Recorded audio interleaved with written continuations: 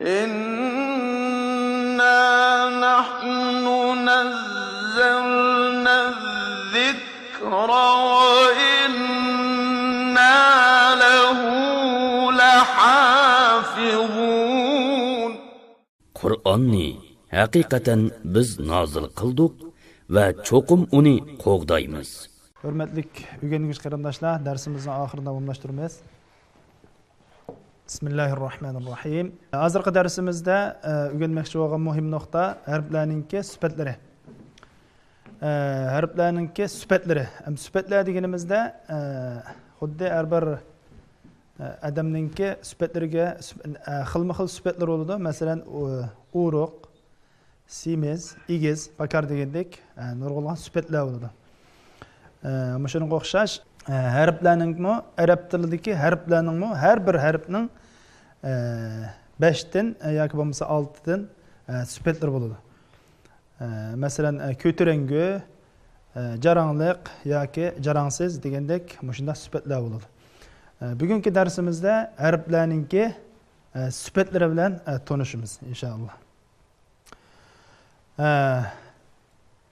Arab tilidagi harflarning sifatlari tuvandagidek cho'ng jihatdan ikki turga bo'lindi. Qarshilik sifatlar va qarshisiz sifatlar. Ya'ni qarshilik sifatlar deganda qarama-qarshi sifatlarni ko'rsatadi. Qarshisiz sifatlar deganda aksi yo'q. Ya'ni qarama-qarshisi yo'q sifatlarni ko'rsatadi. Bu har ikki sifatlarni biz ayrim to'xtalamiz inshaalloh. Tunji qilib so'zlaydiganimiz qarshilik sifatlar. Ya'ni qarama-qarshilik sifatlar, aksi bor sifatlar. Endi bu shu jadval qaraydigan bo'lsak, yuqorida 5 sifat bor. Hams, shidda, istila, itbaq, izlaq. Tegidillan bularningki qarama-qarshi sifatlari tegidiki jadvalda bu har bir kategoriyada yozig'liq. Masalan, tüpsdeki 5 sifat, onunki qarama-qarshi sifatlar bo'lgan tegidiki 5 sifat, jami 10 sifat. Birincisi hams. Ya'ni bu jarangsiz. Jarangsiz degan ma'noni bildirdi. Jarangsiz degan sifatga ega harflar. Buningki qarama-qarshisi jahr, ya'ni jarangliq. Jarangliq degan sifatga tabi harflar. Ikkinchisi ash-shidda. Ya'ni qattiq. Qattiq degan sifatga tabi harflar va uningki qarama-qarshisi ar-raxava, yumshaq, ya'ni yumshaq harflar. Yumshaq degan sifatga ega harflar. Uchinchi istila, ya'ni ko'tarangi harflar. Buning qarama-qarshisi tuvan harflar. Istifol deymiz. To'rtinchisi itbaq, ya'ni yepiq degan sifatga ega harflar. Buningki qarama-qarshisi infitah, ya'ni uchuq degan sifatga tabi harflar. Beshinchi izlaq, ya'ni ravan harflar. Buningki qarama-qarshisi ismat, ya'ni ig'ir harflar deymiz. Unda bo'lsa bu sifatlar bilan biz har birisi bilan ayrim tafsiliy tanishib chiqamiz va shu sifatlarga tabi harflarni ayrim deb o'tab ketamiz inshaalloh. Birinchi hams, ya'ni jarangsiz degan sifat. Bu hams deganninki so'z ma'nosi shivirlash, pichirlash. So'zma-so'z ma'nosi shivirlash, pichirlash degan ma'noda bo'ladi. Buningki atalg'i ma'nosi, ya'ni tajvid ilmidagi ma'nosi bu harflarni, ya'ni shu hams degan sifatga ega, shu sifatga tabi harflarni talaffuz qilgan chog'imizda nafasni cheklab olmay, nafasni davomlashtirib talaffuz qilishimizni ko'rsatadi. Bu harflar 10, ya'ni jarangsiz degan sifatga tabi harflar 10. Fahassahu shakhsun sakat. Ya'ni buni sakata fahassahu shakhsun desak ham bo'ladi. Mush jumladagi fa, ha, tha, ha, shin, xa, sod, sin, kaf, ta. Mush 10 harf. Mana bu tuvendimi har birisi ayrim yozilgan mush 10 harf. Sin, kaf, ta, fa, ha, tha, ha, shin, xa, sod. Hams, ya'ni jarangsiz degan sifatga tabi harflar. Bu harflarni talaffuz qilgan chog'imizda nafas davomlashadi. Masalan, as, ash degan chog'imizda nafas to'xtab qolmay, sirtqa davomlashadi. Es, nafas davomlashadi. Bu harflarda ikki harf bor, bunga favqulodda diqqat qilamiz. Kaf, ta. Bu ikki harfni talaffuz qilgan chog'imizda hams, ya'ni jarangsiz nafas davomlashadigan harf bo'lganligi uchun ak deb oxirida azroq bir to'n ovozda bir ovoz, ya'ni tovush chiqarib o'tgandan keyin undan keyin oxiriga o'tamiz. Masalan, ak, yak, ribun, akbar, akbar. Oxirida chiqqan ak degan bir to'n bir ovoz mushu kaf harfininki hamsi shu bo'ladi. Ya'ni bir masalan yakribun, yaktumun deganga o'xshaydi. Yana birisi ta. Bu ta'ning bu hams degan sifatini chiqargan chog'imizda tutla, tabbat yada, tabbat bat deb shu sakinning keynidan azroq bir to'n ovozda bir tovush chiqarib o'tgandan keyin hams degan bu sifat to'liq ado bo'lgan bo'ladi. Shuningga mush kaf bilan ta'ninki mush sifatini chiqarishda alohida diqqat qilsak. Bu hams, ya'ni jarangsiz harflarningki qarama-qarshi nima? Jaranglik, ya'ni jahr harflari. Bu harflar tuvandagi mana shu jadvalda aniq bayon qilingan. Jahr deganninki, ya'ni arab tilidagi jahr deganninki so'zma-so'z ma'nosi oshkor qilish, ochiqlashtirish, ya'ni ochiq qilish, oshkor qilish degan ma'noda.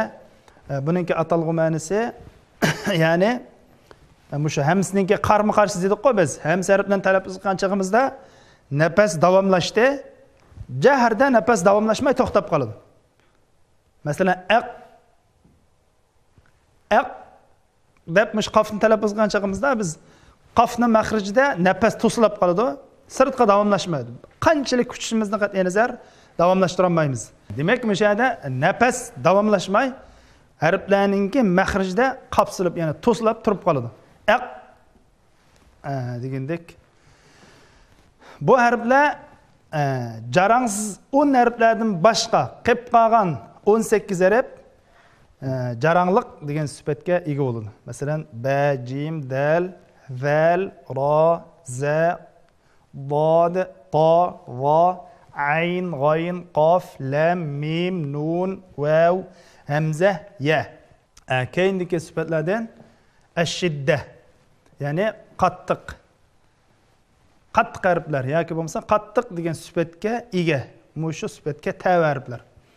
Ash-shidda deganninki so'zma-so'z ma'nosi qattiq, kuchlik degan ma'noda. Atalg'u ma'nosi bu mush harflarni, mush sifatga tabi harflarni talaffuz qilgan chog'imizda ovozninki davomlashmay mush harflarning maxrijida to'silib qolishini ko'rsatadi. Demak, bu yerda nafas ayrim bo'ldi, ovoz ayrim bo'ldi. Nafasga aloqador hams va jahr, ya'ni jaranglik va jarangsiz deb bo'ldik. Endi bu yerda ovoz.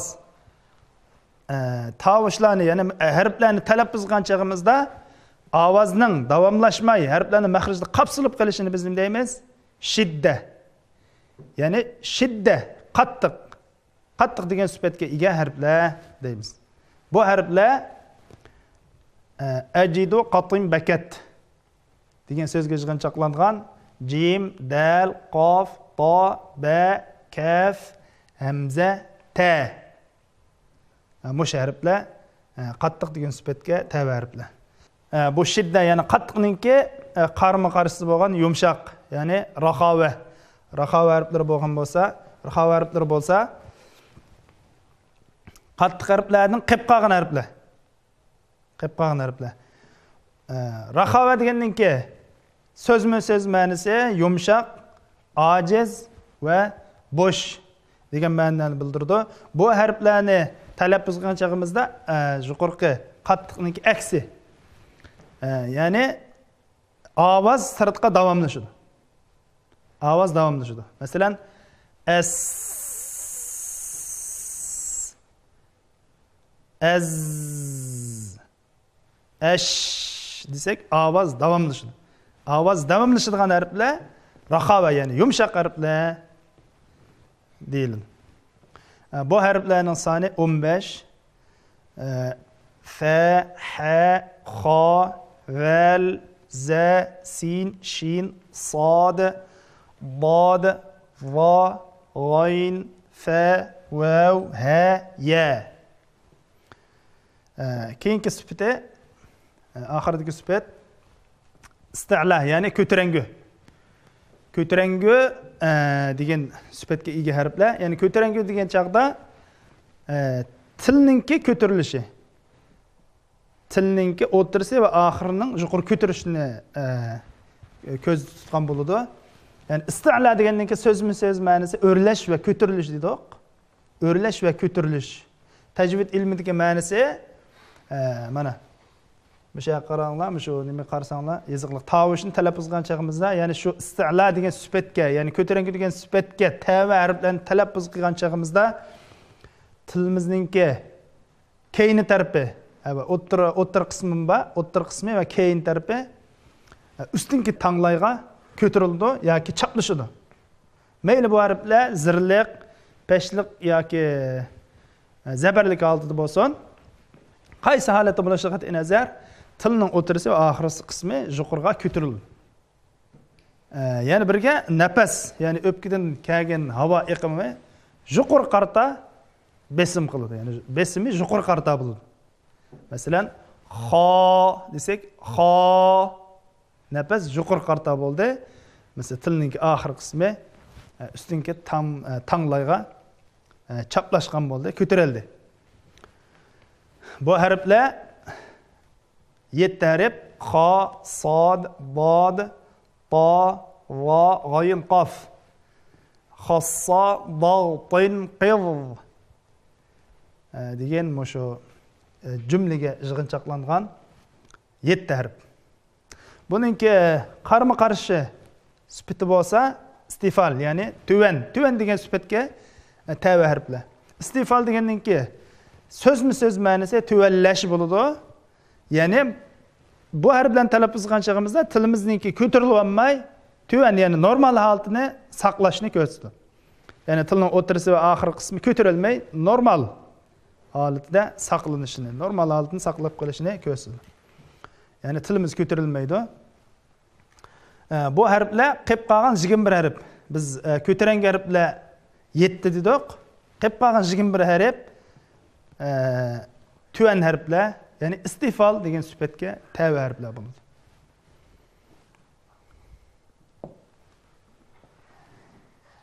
Itbaq, 4-chi itbaq, ya'ni yepiq. Yepiq, ya'ni itbaq degan sifatga tava harflar bo'lib, itbaqningki itbaq lug'at ma'nosi, so'z ma'nosi chaplashish degan ma'noda bo'ladi. Tajvid ilmining ma'nosi mush tovushlarni talaffuz qilgan chog'imizda tilimizningki yuqori ko'tarilib, qattiq tanglayga chaplashishini ko'rsatadi. Biz yepiq deganimiz bu yerda hamda ustinki tamg'oq, ya'ni tanglay bilan tilimiz o'tirsa hech qanday bo'shliq qolmay, yepilib him holatda bu shaklda bo'lishini ko'rsatadi. Ya'ni arliqda hech qanday arliq yo'q. Yepiq. Bu itbaq, ya'ni yepiq degan sifatga ega harflar 4: sod, bod, to, va. Bu shu 4 harf yepiq sifatga ega harflar bo'ladi. Buningki qarama-qarshisi, ya'ni uchuq. Infitah, uchuq. So'z ma'nosi echilmoq, ajirmoq degan ma'noda bo'ldi. Tajvid ilmining ma'nosi tovushni talaffuz qilgan chog'imizda til bilan qattiq tanglay o'tirisiningki uchuq turishi. Masalan, biz arliq qolmaydi dedik, mana bu yepiq degan sifatda arliq qolmaydi dedik, yepiq bo'ladi dedik. Endi mana uchuq, ya'ni infitah harflarda bu yerda arliq bo'ladi. Tilimiz bilan ustinki tanglay o'tirsa, tamg'oq o'tirsa arliq bo'ladi. Musha uch holat turdi. Shuning uchun bu harflarni biz uchuq, ya'ni infitah degan sifatga tava harflar deymiz. Bu harflar yuqorqi 4 harfdan qilib qolgan 24 harf mana bu sherdagi yoziqliq oxiridagi badni tatib yagich bo'lgan 24 harf uchuq degan sifatga ega harflar bo'ladi. Beshinchisi izlaq, ya'ni ravon. Izlaq degan bu kalimaning lug'at ma'nosi ravon degan ma'noda bo'ladi. Bu harflar tilimizningki yoki lavninki uchidan tarafi deymiz, til uchi yoki lavlarninki uchidan, og'zimizning uchi lav, shundaymi? Shu uchidan chiqqan harflarni biz ravon harflar deymiz. Bu harflar mana shu firra millubbin degan jumlaga yig'inchoqlangan fa, ra, mim, nun, lam, ba. Mushu firra millubbin degan jumladagi 6 harf ravon harflarning qatoridan qoldi. Masalan, fa desak, bu harf og'zimizda uchidan chiqadi. Fa lavdan chiqdi. Ra desakmi, masalan, tilimizdan uchidan. Demak, bunada tilning uchidan yoki og'izning uchidan chiqadigan harflarni biz ravon harflar deymiz. Buningki qarama-qarshisi sifat bo'lsa ig'ir harflar, ya'ni ismat. Bu harflarni talaffuz qilgan chog'imizda ig'ir bo'lganlik uchun shundoq atalgan. Qilib qolgan harflar ig'ir, ya'ni ismat degan sifatga ega harflar bo'ladi.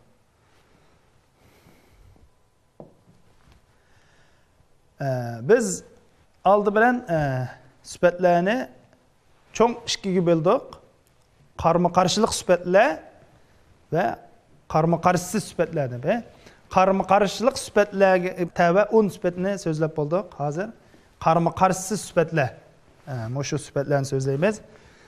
Qarama-qarshisiz sifatlar birinchi safir, ya'ni isqirtma harflar. Ikkinchi qalqala, tavranma harflar. Uchinchi lin, ya'ni yumshoq sifatga ega harflar. To'rtinchi inhirof, burilma harflar. Takror, yandurma harflar. At-tafashshi, chachma harflar. Istitola, ya'ni so'zilma harflar. Endi biz bu sifatlarningki har birisi bilan ayirma-ayrim tafsili to'xtalamiz. Qarshi sifatlarningki birinchisi as-safir. Safir, ya'ni isqirtma harflar. Bu harfga tava 3 harf bor. Sod, za, sin. Sod, za, sin. Bu harflarni nima qilib bunday ataymiz desak, chunki bu harflarni talaffuz qilgan chog'imizda as, az, as deb shunday talaffuz qilgan chog'imizda xuddi bir qushlar sayrgandek, isqirtgandek bir ovoz paydo bo'ladi. Shuning uchun biz bu harflarni isqirtma, ya'ni safir harflari deb ataymiz. Bu harflar faqat 3. Sod, za, sin. Ikkinchi qalqalar, ya'ni tavranma harflari. Tavranma harflari. Qalqala deganning ma'nosi hamda tavrinish, ittirob deymiz, tavrinish. Ya'ni shu harflarning maxrijning tavrinishini ko'rsatadi. Bu sifatga tava harflar 5. Qutbu jad, qof, to, ba, jim, dal. Bu harflarni talaffuz qilgan chog'imizda masalan aqqa, aqqa, ada, aba, ada, aba talaffuz qilgan chog'imizda bu harflarning maxrijida bir tavrinish hosil bo'ladi. Shuning uchun bu harflarni biz tavranma, ya'ni qalqala harflar deymiz. Uchinchisi lin harflari. Lin lug'at ma'nosi buniki yumshoq degan ma'noda bo'ladi. Yumshoq. Bu harflarni talaffuz qilgan chog'imizda nihoyat yengil talaffuz qilish nihoyat oson bo'lganligi uchun yumshoq harflar deymiz. Bu harflar vav bilan ya, ya'ni o'zi sokin, oldi zabarlik kelgan vav bilan ya. Vav ya harf o'zi sokin, oldi zabar kelgan bo'lsa, bu shikarib lin harf bo'ldi. Masalan, ayna degan kalimada ay deganda ya sakin bo'ldi. Oldidagi harf hamza zabarlik keldi. Zabar.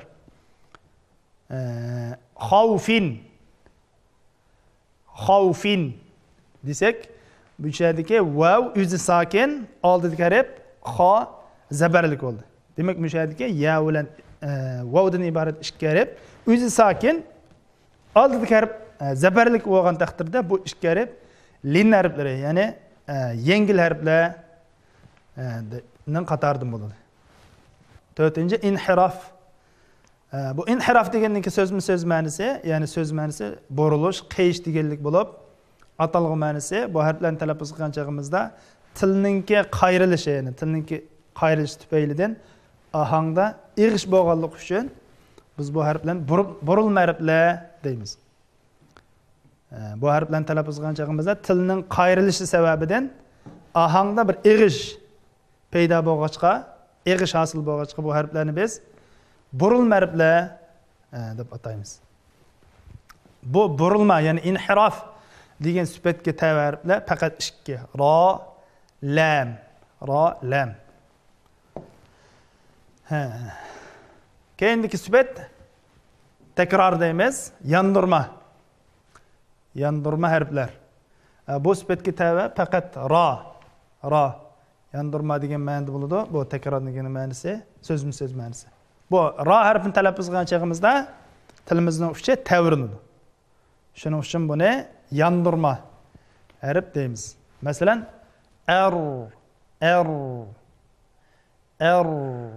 bu harfni talaffuz qilgan chog'imizda tilimizni faqat bir qatim takror qilamiz, ya'ni tavritimiz.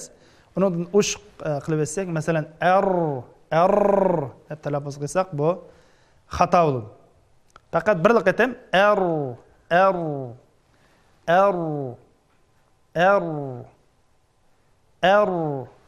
mush bo'yicha talaffuz qilsak bo'ladi.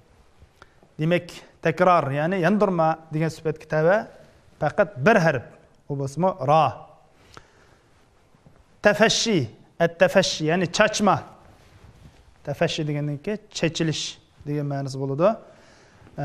Bu harflarni talaffuz qilgan chog'imizda o'pkadan kelgan nafas, ya'ni havo iqimi chechilib chiqadi, ya'ni og'izdan chechilib chiqqanligi uchun tafashshi, ya'ni chachma sifat deymiz. Bu harfga faqat shin. Masalan, shin talaffuz qilgan chog'imizda ash desak, nafas, ya'ni havo iqimi chechilib chiqqanligi uchun at-tafashshi, ya'ni chachma degan sifat deymiz. Bu sifatga faqat shin bir lam harf tabi bo'ladi. Oxirgi sifat istitala, ya'ni so'zilma. So'zilma degan sifatga tabi. Bu harfmi faqat bir bod. Bod. Bu harfni talaffuz qilgan chog'imizda til yenidan tortib uchiqchi bo'lgan ham butun tanglayni bo'ylab so'zilib chiqqanligi uchun shu so'zilma deb ataladi. Ya'ni bu talaffuz qilgan chog'imizda bod harfini talaffuz qilgan chog'imizda tilimiz harakatlanadi. Ya'ni oldi qarta so'ziladi.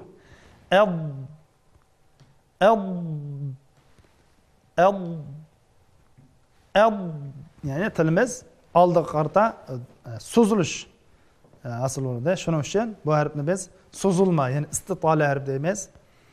Bu sifatga faqat va faqat bod bir lam harf tabi bo'ladi. Qarindoshlar, shu harflarning sifatlariga aloqador darsimiz mushada oxirlashdi. Keyingi soatlik darsimizni ko'rishimiz. Assalomu alaykum va rahmatullohi va barakatuh.